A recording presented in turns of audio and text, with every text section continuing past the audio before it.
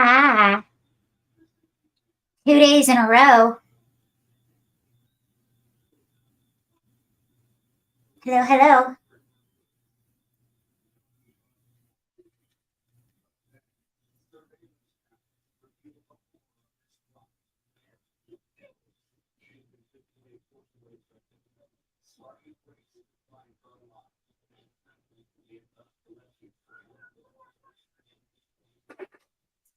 Thank you for joining. We shall let people come in as they will. And while they were coming in, I'm just finishing getting set up. Whoa. Daily Mail.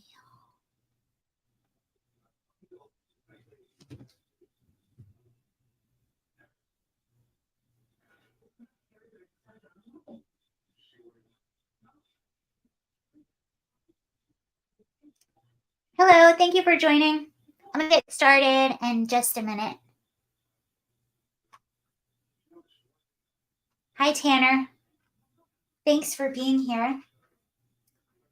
I took my vitamins. I'm better now, but I was taking my vitamins right before. Yay! Okay, I'm glad you got a notification. Hey, from Texas. Oh, cool. We're going to be talking about Texas today. I was taking I'm vamping. I'm letting people join. You're on time too. I was taking, I was taking my vitamins like a good, healthy person. I even have one of these guys. I was taking them right before I went on live, and the turmeric one got stuck in my throat. I don't know if you've ever had a turmeric pill stuck in your throat. It's not pleasant. And it started dissolving in my throat. Thankfully, I finally got it to go down. Otherwise, I might have been a little late.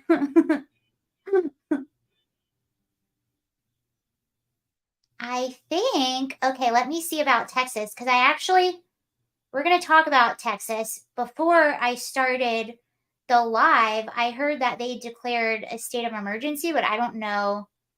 I don't know if that's true. I mean, they should have a long time ago.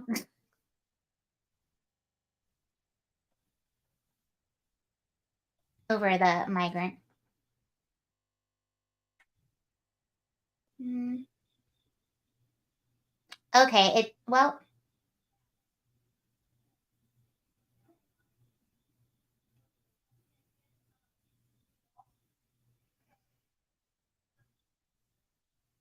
I don't know. That's from a day ago, and it kind of popped off again. Yikes, almost as fun as the cinnamon one. I A while ago, the cinnamon challenge, that was a thing a while ago. I've been there. I had medicine stuck in my throat before. It's scary. I just put a little vinegar and it went down. Oh, okay. Good tip. Vinegar. I'll think of that next time. What I did, this probably isn't the correct thing to do. I took another big pill, and then, because I say big pill like I take, no, my vitamins are really big. I took another big pill and then chugged a lot of water, and that one wedged it down a little bit more. Oh my gosh, you felt like you had to go to the hospital? I take vinegar if I ever feel like something. Oh, okay. Good tip. I'm glad you didn't have to go to the hospital. That sounds scary. Mine wasn't that bad. I knew it was eventually going to go down, but in the meantime, it wasn't very pleasant. So this came out yesterday. Mass migrant. Okay, we'll start out talking about Texas. Um, they are getting hit with tons and tons of migrants, and the numbers are increasing like crazy. And I don't think they're going to be going down anytime soon. Sorry, I'm just getting stitched. I have like wires all the way through me. The Biden administration isn't doing anything about it, isn't talking about it. And it keeps getting worse. And it's getting harder and harder and harder for mainstream media not to cover it. They've been avoiding this topic for several years. Now, finally, you have It don't take a big pill on top of that will make it worse. Ugh, I think it did. But I mean, it went down. If it's a bigger pill, you should break it. I do actually have one of those. I do have, well, some of them, they're like sometimes that one, that's a really big fish oil. That one gets stuck. And I guess, but the turmeric, it's in a capsule. So it'll dissolve. I do have a crusher and one that like cuts them in half. It's getting harder and harder for mainstream media not to talk about this issue. CNN has been covering it. CNN actually earlier today said that the Biden administration is starting to have anxiety because the numbers keep increasing. I don't think they thought the numbers were going to get as big as they are, but it's so unbelievably unsustainable. And all of the facilities along the border now they're at capacity. So now they're just processing people and doing street releases. San Diego has been a big hub for street releases. Balance of nature. I don't know. I'll have to look at my oh shoot. I'll have to look at my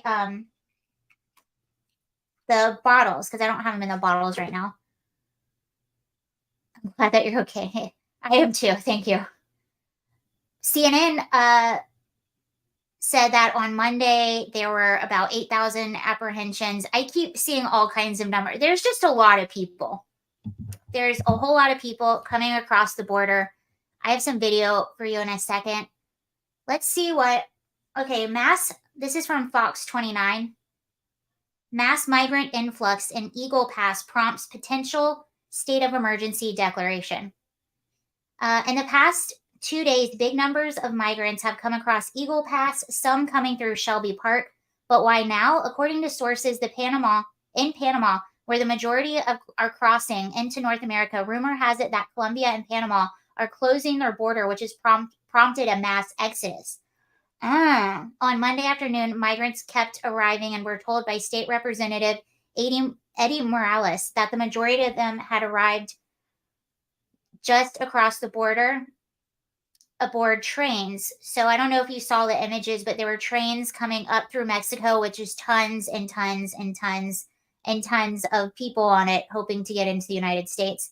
I asked this morning by the city manager as legal counsel to start drafting a state of emergency declaration at the request of the mayor. On Monday morning, between 2,200 and 2,500 were turned over to Border Patrol. Now the small city of Eagle Pass is concerned about what they will do if the numbers keep going up. For some reason, they've taken over the Union Pacific Railroad depot on the Mexican side, and they're now jumping onto the trains. Many of the asylum seekers are arriving come from Venezuela, Ecuador, and Haiti, according to the Border Patrol sources. But what is most alarming are reports from the Panama media outlets showing migrants heading to the U.S. crossing the dangerous Darien Gap jungle between Colombia and Panama by the thousands. Immigration sources with Panama tell me that September 15th, 5,000 migrants entered Panama through the jungle, and that has been a daily occurrence for the past 6 days. So that's where it's coming from. And there's a lot of footage that is coming out of the Darien Gap. Why am I calling it the Darien Gap? What is a grap? Siri, what is a grap? A lot of them are coming from the Darien Gap, and this is footage. Let me see if I can find the right one.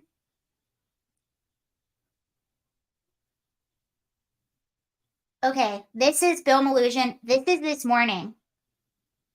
Enormous group of predominantly single adult men now waiting to be processed by Border Patrol.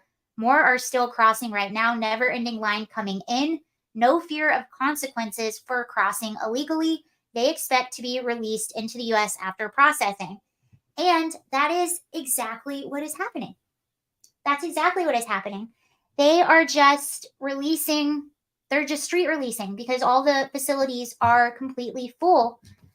Even Elon Musk commented on this. And that's the thing too. They are single adult men. Like almost all of them now, it seems to be. Hi, Sir TDS. I hear Europe is even in even worse shape. Yes, Lampedusa, a small Italian island. I've been covering it over at TikTok. I haven't really talked about it here, but Lampedusa, a small Italian island. It only has a population of 6,000 people. It is the southernmost point of Italy. So a lot of, and it's close to Africa where a lot of these migrants are coming from that are pouring into Europe. So they're stopping at Lampedusa. Over a matter of 48 hours, they got 7 to 8,000 men. They're all men. You don't see a whole lot of women. They're mostly, again, men. Like bombarded their island, overtook their island, outnumbered the people that live there, and are demanding that they are being taken to Europe. The prime minister of Italy, Giorgia Meloni, who to a lot of people has been a major disappointment because she ran on the platform of cracking down on this mass migration, and it's gotten worse. I mean, the numbers are the same that's happening here in the US. The numbers are astronomical that are going into Europe. So the EU said, well, we're not going to send the migrants back. We're just going to disperse them all throughout Europe. Again, like not something you would think a sane government would do. You would think a sane government would send them back because every time they land and then they're taken to the mainland, which is what they want. They go to Lampedusa to be taken to the mainland. And the more you are giving them what they want, the more you're incentivizing other people to come. And where does it end? Exactly like what Bill Malhusian said. I mean, it really is very similar to what's happening on both of our borders. And now what's happening is now we are also getting African men, a lot of African men, a lot of men from China, and obviously South America. But exactly what Bill Malhusian said, never ending line coming in, no fear of consequences for crossing illegally. They expect to be released into the US after processing. It's exactly what's happening on Lampedusa and all over Europe. And they will.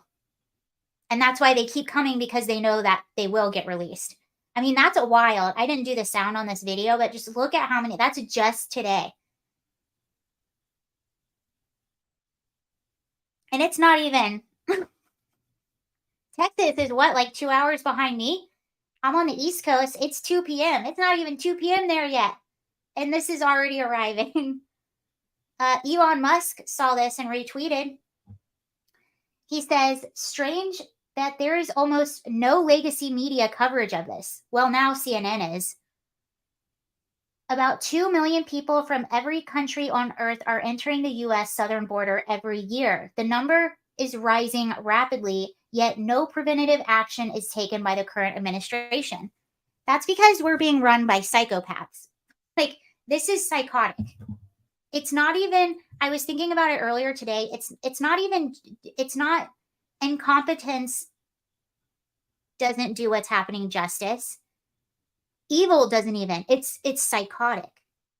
And you have to ask yourself, like I'm constantly asking myself, where are the adults? When are the adults going to take over? And here's something that's pretty shocking.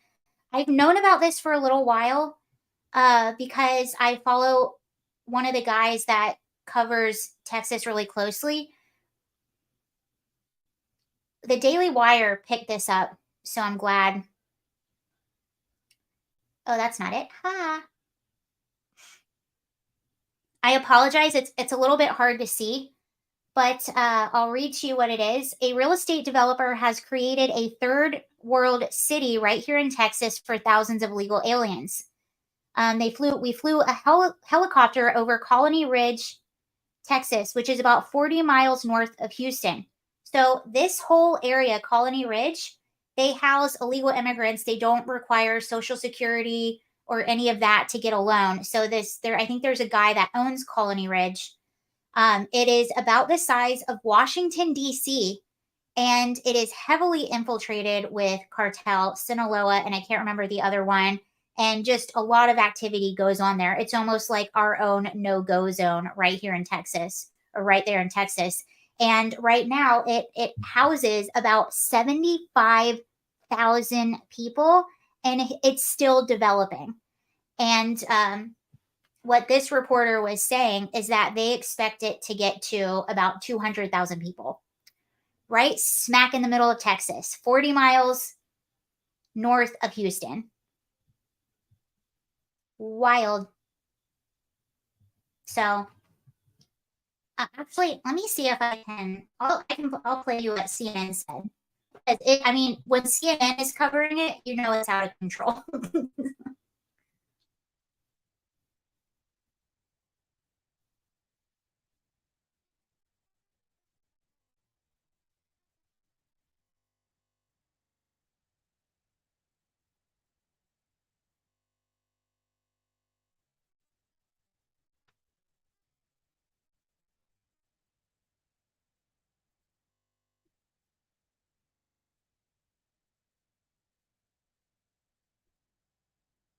Okay, here's CNN. That is coming in. It shows, as you can see. I'm going to show you some new video that is coming in. It shows, as you can see, hundreds of people riding on top of a freight train. I mean, they've even erected like tents on top of it. They're out making their way to a northern city in Mexico, very close to El Paso, Texas. The situation there becoming very clearly untenable and so dangerous that the Mexican railroad operator has now suspended operations for 60 northbound trains over very clear safety concerns for migrants making their way through. Now, while the migrant crisis slowed for a time after Title 42 expired in May, the problem is back in a big way. And now it's coming at another challenging time for a president running for re-election. Let me show you some new video that is coming. So even they're covering it now. Okay, we're gonna move on to some funnier stuff. Lighten it up a little bit. I haven't seen any from Mexico or Central America yet. There was in Rockland County, New York. I watched the press conference. Okay, I'll say this and then move on to more fun stuff. I just get so mad when we talk about this. Rockland County, New York actually busted what they're calling a flop house, and you're going to start to see more and more of this. It was filled, actually most of the migrants in it were Ecuadorian. So this house in Rockland County, New York, it's 1,500 square feet. I think it's like a 1 or 2 bedroom house. They found 31 migrants living in there, including children who were living in the garage with mattresses all over the floor, electrical wires, microwaves where they shouldn't be right next to blankets, and just all of this stuff. They discovered the property because of a code inspection or a possible code violation or something. So city officials went there, and that's when they discovered 31 people were living in it. And it appeared to be a flop house. Some of the people had lived there for a few months, some of them only for a few weeks, some of them just for a few days. And some of them have actually come over our border within the past week or so and had already made their way through New York and to Rockland County. What I really liked about the press conference is they seemed really angry and wanted to investigate it. So they're going to be investigating the landlords. They're going to also be investigating how they got here and who moved them. They're actually calling it a human trafficking operation, and they want to know if Kathy Hochul was involved somehow. They want to know if Mayor Eric Adams is involved somehow. So I'm going to be watching that. I'm really interested to see what happens in that investigation. And that's the most serious I've seen, like local people about calling it human trafficking, because that is essentially what it is. If you're moving bodies and making money off of those bodies that you're moving, that's trafficking. And you're probably going to see more situations like this where tons of people are living in like flop house situations, or you'll probably see, especially like in New York City, because you think in New York City now they have 110,000 migrants, and they're pushing for work authorization. These are all low-skilled workers. So, okay, let's say we get them let's say we get them work authorizations, which by the way, I don't agree with at all, because it's just going to and it's not going to help anything, and it's just going to incentivize more people. Also, what jobs are they going to work? Yeah, and the fact that they found children living in a garage. A garage. People were living in the attic, people were living in the unfinished basement. 31 people, 1,500 square house. Okay, let's say they do that. They push the work authorizations and then people start to work. Where are they going to live? Especially when New York City has some of the highest rent everywhere and it hasn't gotten any better lately. Hi, Billy from Texas. So there's that. Okay, now we'll move on to a few more things that are fun. So we were talking about the F-35 fighter jet that they lost, which they found the debris, but we still don't know what happened. We don't know why the pilot ejected himself. We really don't know what happened. And there is an investigation, but we're probably not going to hear anything for a little while. But they did find the plane in Williamsburg County, South Carolina. It was about 80 miles away from where the pilot ejected himself. So that would indicate to me that it actually was flying in autopilot for a while before it eventually crashed. Again, we don't know what happened or why exactly he ejected himself. But that was one of the things that they were saying. It has capabilities to fly on autopilot. It's also stealth, so it was undetectable. Our own government literally put up a hotline for people to call and give tips. A hotline. If you spot our $80 million aircraft, please.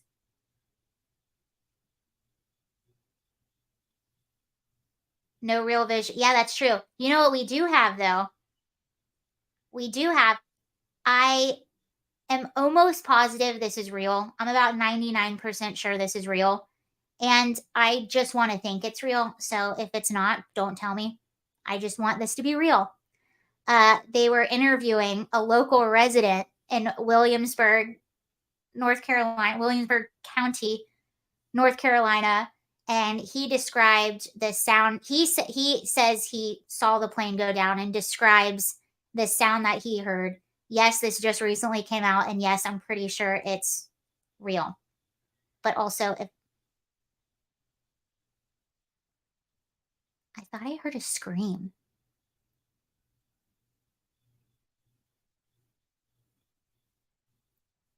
I heard it once and I disregarded it, and then I heard it again. Like it sounded like a woman off in the distance, or it could be a strange animal. There's a lot of critters around here. Okay, I didn't hear it again. Or maybe it was a kid playing. I don't know. Okay, so this is a local. I didn't hear anything.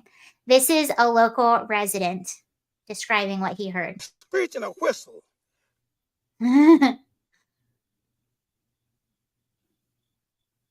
Between a screech and a whistle. I said, what in the world is this? Oh, we have to watch it again. Between a screech and a whistle. I said, what in the world is this?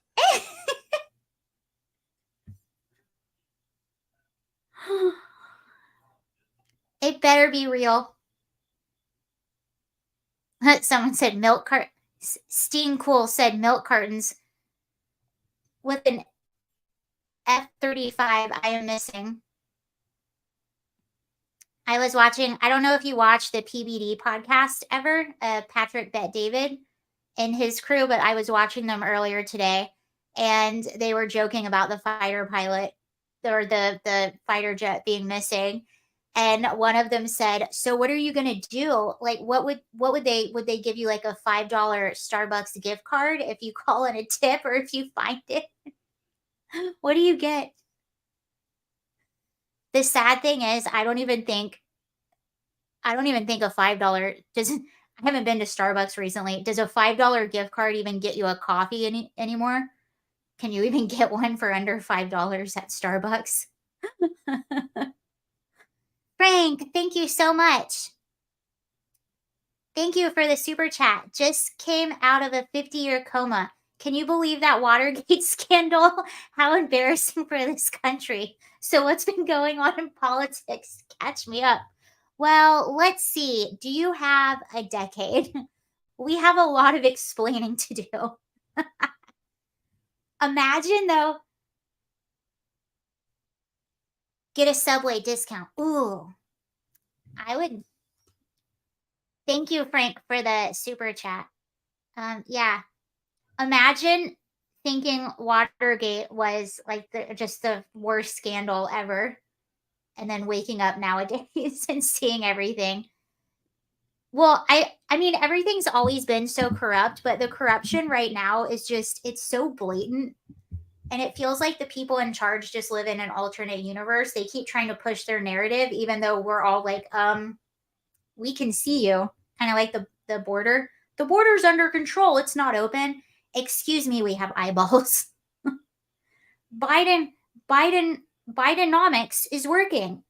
Our economy is great. Excuse me, I had a brain cell.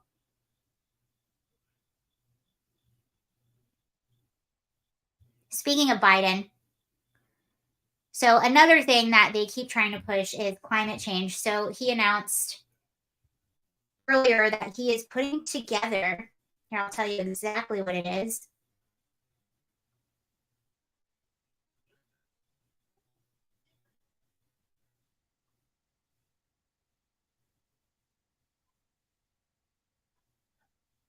He is putting together a climate corps. Biden to launch American Climate Corps following calls from activists. So listen to what it is. They're pretty much just creating jobs for, I always say this about university, all the people that go and get like gender studies, or what does Ben Shapiro say, lesbian dance theory studies, or whatever else, all the diversity studies. People joke and say, well, there's no jobs for those people. Well, joke's on us, because they'll just create their own economy. They'll create their own jobs. So Biden says the American Climate Corps, just in its first year of recruitment, will put to work a new diverse generation of more than 20,000 Americans doing the important tasks of conserving and restoring our lands and waters, bolstering community resilience, deploying clean energy, in many cases distributed and community-based, implementing energy efficiency technologies that will cut consumer costs for the American people, and advancing environmental justice, so long overdue in many places. So there's that. That's the new initiative. And then here he is further explaining something. Clear. Certain principles are. Now, even as we evolve our institutions and drive creative new partnerships, let me be clear. Certain principles of our international system are sacrosanct. He said, let me be clear. Now, even as we evolve our institutions and drive creative new partnerships, let me be clear. Certain principles of our international system are sacrosanct. Lovely.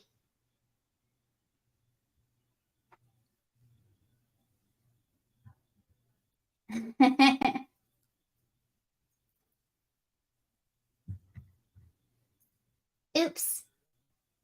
All right, now we're going to get to the juicy stuff. All right, so this morning, he's speaking jive. Oh, that's what it is. That's the name for it. This morning, what did he say? He said, that's exactly what he said. Hi, zombies. Oh, I haven't seen you in a while. He said, let me be clear.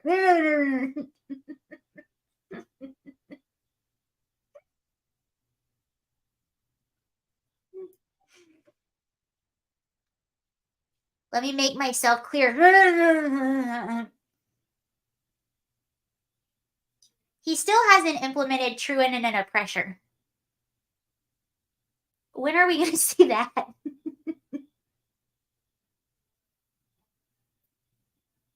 Don't say that. Imagine Biden and Fetterman having a conversation. No.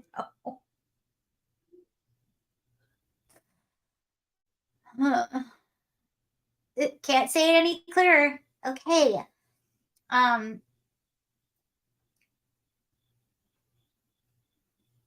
So this morning, I wake up, get some coffee, still sleepy eyed, and I log on to Twitter. This is what I see. So Donald Trump Jr. had his Twitter hacked this morning, and they went bananas on his Twitter account. A lot of the tweets I can't even show you. I won't be associated. Can't show you. But this was the first tweet that the hacker did. I'm sad to announce my father, Donald Trump, has passed away. I will be running for president in 2024. They also changed, I didn't get a screen grab of this. I should have. They also changed his Twitter profile in the About Me section to say F Joe Biden. Let me see if I can find a few other ones. This just in, North Korea is about to get, oh boy. Oh boy.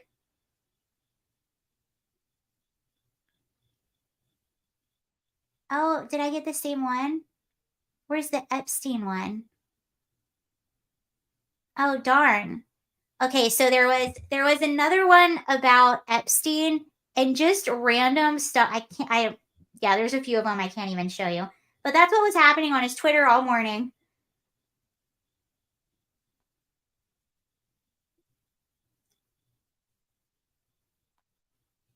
My favorite part. Oh man, I forgot to. Let me see if I can find it.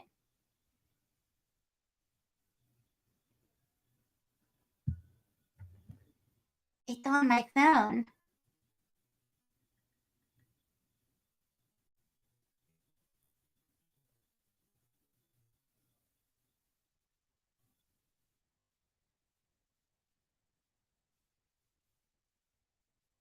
Okay, so my favorite one, this is the Jeffrey Epstein one.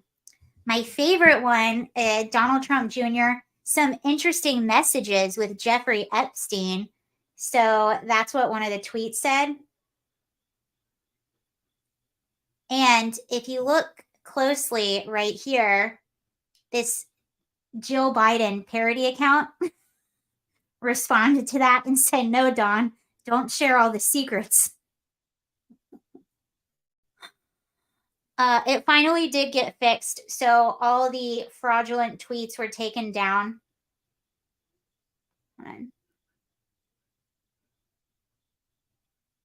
But Eric Trump had to chime in and he said, I don't want Donald Trump Jr. to get his account back. This is all too entertaining. I will say it was rather funny. Also, a little bit scary that these giant prominent accounts can get hacked so easily. So I don't know who the hacker was, but they restored his account back to normal.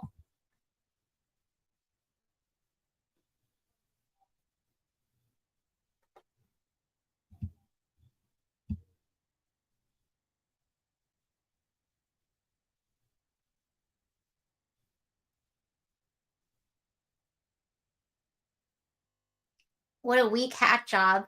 They should have been offering Trump.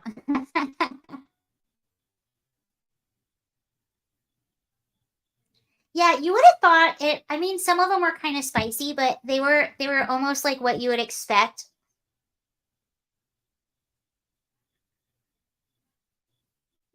Yeah, they probably could have been more creative with that, huh?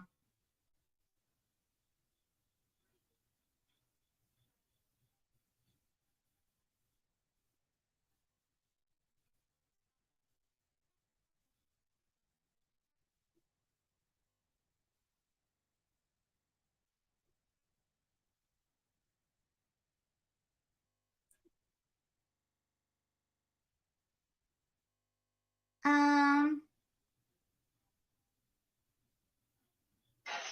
yeah, here's what's coming to America.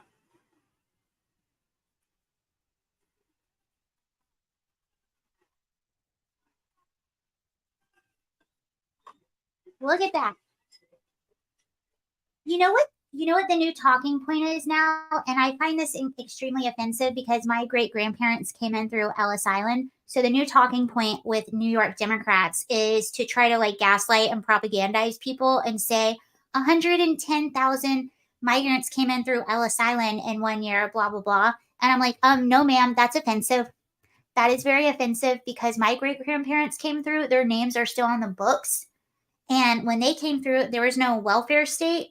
They had to get health checks and health screenings. They got their own accommodations. They paid for everything. They didn't take, they gave. It is way different than what is happening right now. And you can't even compare the two.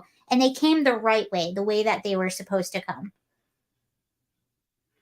Invite the third world, become the third world. Well, you have New York City is becoming the third world. I was watching what's happening on Staten Island has been really interesting. So Staten Island is very Republican, actually. And St. John's Villa, it used to be a Catholic school, but it's been empty for a little while. And they wanted to house migrant men there, or adult migrants there. I'm sorry.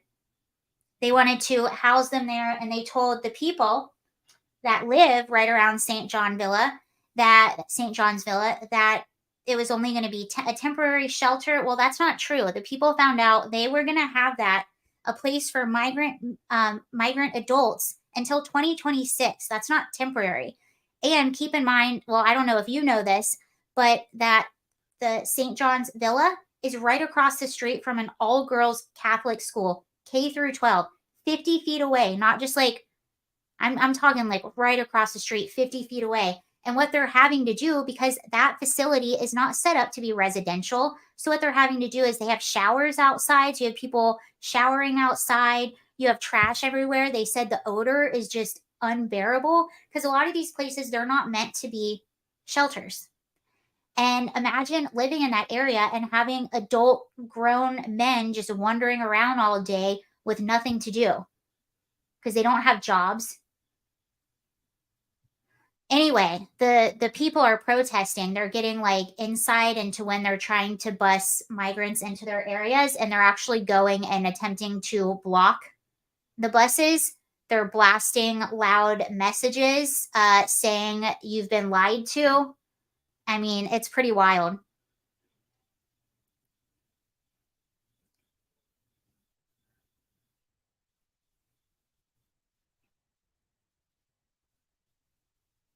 $100,000 is different than 2 million a year.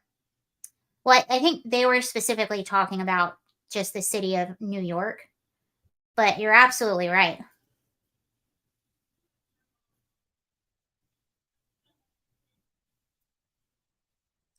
Okay, so also in DC, they are having a the Senate Judiciary Committee is having an oversight hearing on the DOJ. So Merrick Garland is testifying, and it got pretty spicy in a few places. I don't know if you are aware, but Ray Epps has finally been indicted. So Ray Epps was the guy who is said to be working for the FBI, or working with the FBI. And he was the guy that was actually on camera from January 6th telling people to go into the Capitol building. He was directing people in the Capitol building. And he wasn't, for the longest time, he wasn't charged with anything, even though they were going and arresting people that some were not even really like in the building. They didn't push their way in. So they're arresting all these people and putting them away. Yet we have this man on camera. We know who he is, and he hasn't been charged with anything. Well, they finally indicted him yesterday on a misdemeanor charge. So this is what Merrick Garland is being questioned on. This is an answer that's appropriate at a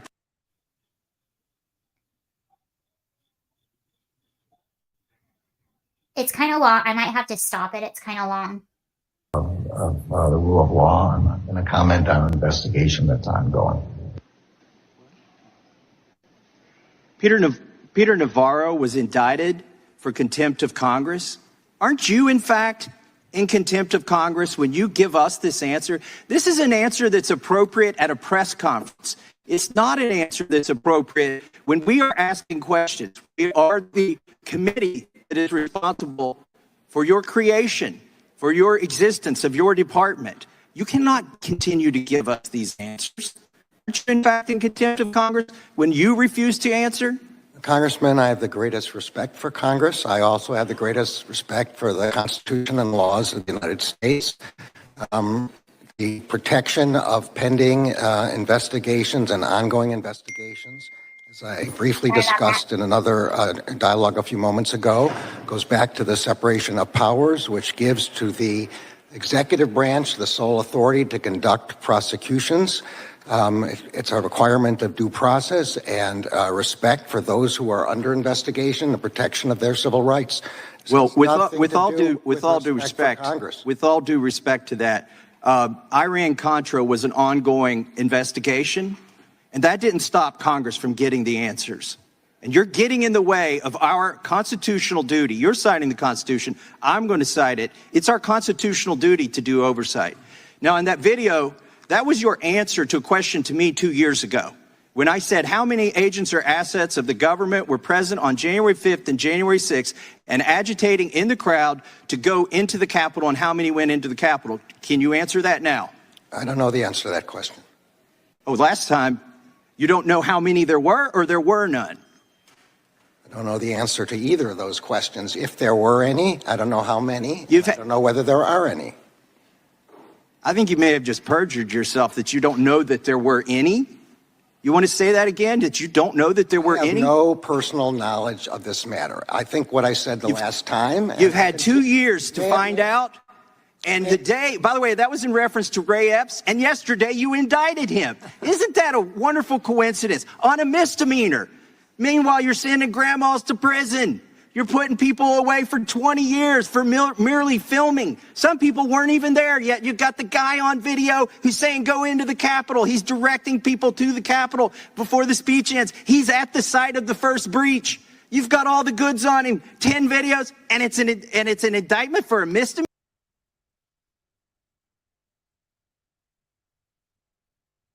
That's what's so frustrating about these Senate hearings. I watch Mayorkas all the time. And that's all. I don't know. I don't know. I don't know. I don't have that answer. I don't have that answer. I don't have those numbers. I don't have those numbers. Why are you in charge if you don't have those answers? Fed ups. I haven't heard that one. Fed ups. Okay. He was also questioned about, I don't know if you remember when that document was leaked, essentially calling the parents that go to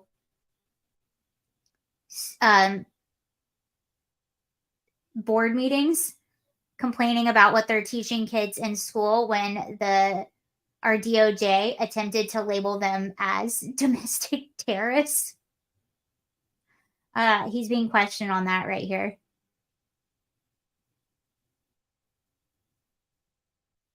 Supposedly domestic terrorists. And I hold you accountable for the labeling of parents as domestic terrorists standing up for their proper education of their own children. I hold you accountable for the anti-Catholic memo. Imagine sending agents undercover into Roman Catholic churches because they were supposedly domestic terrorists. And I hold you accountable for unleashing a special counsel with a history of botched investigations on our current president's political rival.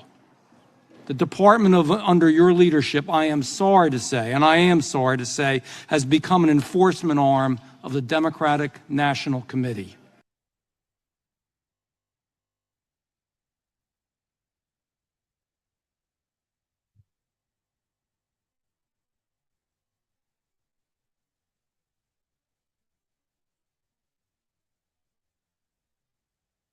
So I thought it'd be interesting to see, who is this? What the mainstream media was saying about this hearing. U.S. Attorney General Merrick Garland told a Republican-controlled U.S. House of Representatives Committee on Wednesday that he runs a non-political department and does not do the bidding of the president or lawmakers.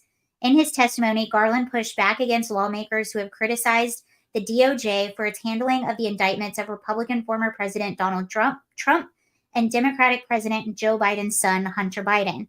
Our job is not to take orders from the president, from Congress, or from anyone else about who or what to criminally investigate. Garland told the House Judiciary Committee, I am not the president's lawyer. I will add, I am not the Congress's prosecutor. The Justice Department works for the American people. Wednesday marked Garland's first testimony before Congress since two historic firsts, the department's criminal charges against former U.S. president and against a sitting president's adult child. It comes a week after the Republican-led House launched an impeachment inquiry into President Biden related to Hunter Biden's foreign business dealings. The White House has dismissed that probe as politically motivated and unsubstantiated, and the House Judiciary Committee's ranking Democrat Gerald Nadler, he's my favorite, wasting countless taxpayer dollars on an investigation into Biden to find evidence for an absurd impeachment. So this is actually really funny. This is what, now you can see like how the mainstream media will write things up to kind of slant it. So they won't, they'll write what, and this is how they get away with these like bogus clown show hearings, is because they'll get their talking points in when it's their testimony. But they won't actually answer any questions. But what they'll do is they'll just print what was said in their testimony, but they won't show the whole thing. So you can clearly slant a public opinion in any way you want to with your write-up. And the truth of the matter is most people will not go and pursue the entire hearing. So I think it does help some people who actually watch it, but most people don't. Yeah, the penguin. Jerry Nadler is a penguin. But you see how they write it up to kind of slant it in their favor. And this is another thing they do.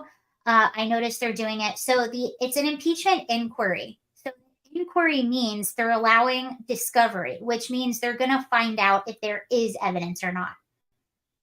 And one of the reasons to do the inquiry is to show people that are paying attention, hey, this is happening. This is what we found.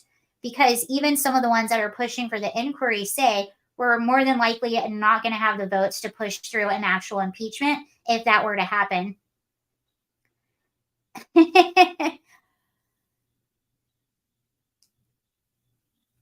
And Bill Maher thinks Trump is a criminal. LOL. I know. I think we talked about this yesterday. Bill Maher, I actually really like Bill Maher. Obviously, I don't agree with him on everything, but we're all humans. We're not going to agree on everything. But the one thing that he has he has Trump derangement syndrome. And anytime you bring up Trump around him, he goes into like a full-on flare-up. Like he's rational. And then you bring up Trump and it's like, flare up.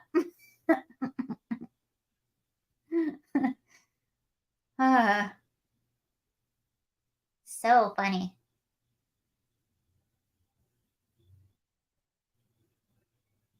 Yeah. Oh, but the like the left-wing media or the mainstream media, when they're talking about the impeachment inquiry, they're like, it's based in nothing because they don't even have evidence. That's what an inquiry is, to see if there's evidence. That's what it is.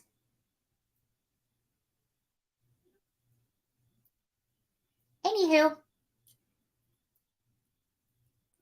Well, I think that's everything it's all about rating. And what they do in these hearings too, again, because most people won't pursue the whole hearing. So even if the hearing went terrible for you, what you can do is get your team to clip one part of when you're questioning someone and make it look like you just own people when you actually didn't. And Republicans can do it too. But on this particular hearing, the truth was on the Republican side because we all know there was funny business.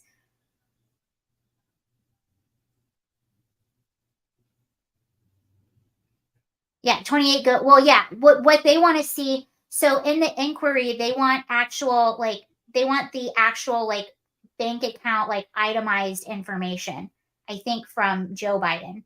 So that's what they really want, is more of that bank account information, especially his. All right, you all, I think that's everything I have for you today. Thank you so much for watching. That was a fun live stream, and hopefully I'll see you later. Have a really good day, really good rest of your day. It's pretty out over here. I might do a hike. Not sure. All right, thank you very much, and I will see you all later. Be safe. Have a good day. Don't get too crazy. Okay, thank you. All right, bye, you all.